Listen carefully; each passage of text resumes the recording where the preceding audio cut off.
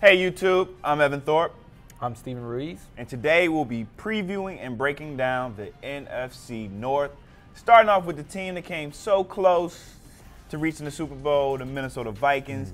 Last year they had 13 wins. Vegas has them at 10 wins. What do you see of this Vikings team?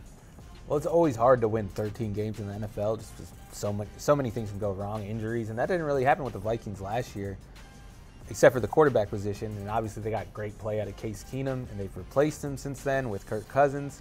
Spent a lot of money on Kirk Cousins. I'm going to take the over just because 10 wins is, I think that's their floor with how talented they are on both sides of the ball. I mean, you think about it, that defense is one of the top defenses for the past 2 years, so defense can at least win you 4 or 5 games on its own. All right, so next up we have kind of the surprise second-place team of this division, the Detroit Lions, new coach. Do you see them kind of staying where they were at last year?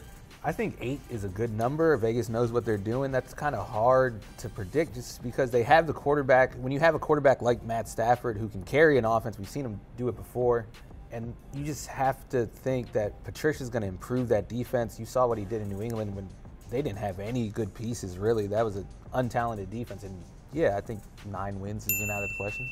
All right, next up we have probably the team with the best quarterback in the league, that bad man, Aaron Rodgers. The Packers last year, 7 games, but Aaron Rodgers did have a nasty injury in the middle of the season. Vegas expects this team to win 10 games. Do you see them getting 10 wins? Well, it all depends on if Aaron Rodgers stays healthy. That's always the question. Let's assume he does stay healthy for 16 games, and yeah, 10 wins is easy for them. And he's got more weapons around him than he's had. Now he has Jimmy Graham. Really the first time he's had one of those tight ends that can be a game changer, a mismatch, no matter who's guarding them. All right, last up, the team that I think might surprise a lot of people, Chicago Bears. Last year won 5 games. Vegas has them winning 6.5 games. I'm over, but you're the expert. What do you think? I think they go over too. I'm not ready to put them in the playoffs yet, which a lot of people are on that hype train. I think maybe 8-8 win season, then maybe that next year they go into the playoffs.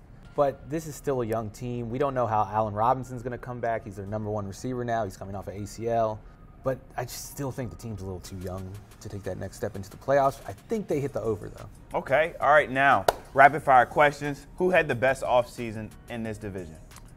I think it's between the Packers and the Bears. The Bears added a lot of pieces.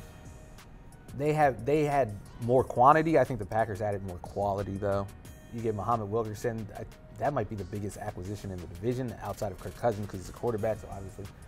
They add Jimmy Graham. That's a game changer for that offense, especially in the red zone where they've kind of struggled. They used to settle for a lot of field goals. That's not going to happen this year with Jimmy Graham as long as he stays healthy and Aaron Rodgers stays healthy.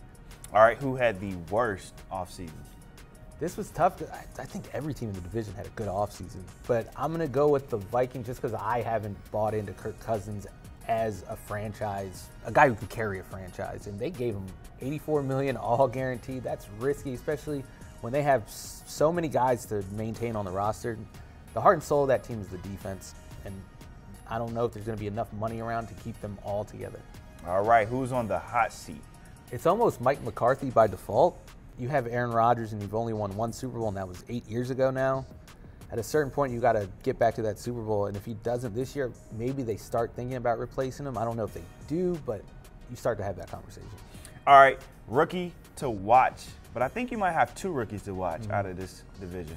Yeah, we're going to go with that cornerback pairing in Green Bay, Josh Jackson, Jair Alexander.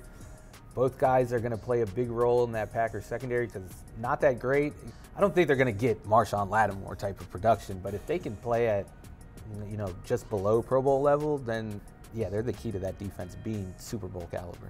All right, you kind of hinted towards the biggest X factor, but I'm going to let you go ahead and explain why Aaron Rodgers is the biggest X factor. Yeah, it's the same thing every year, too. It's whether he can stay healthy. That seems to decide who's going to win the division every year. When he gets hurt, it's another team. When he stays healthy, the Packers win it every time. All right, so division winner, do you have Aaron Rodgers, or are you going with somebody else? I'm going to bet that Aaron Rodgers stays healthy, wins MVP, Packers win the division, and go to the Super Bowl.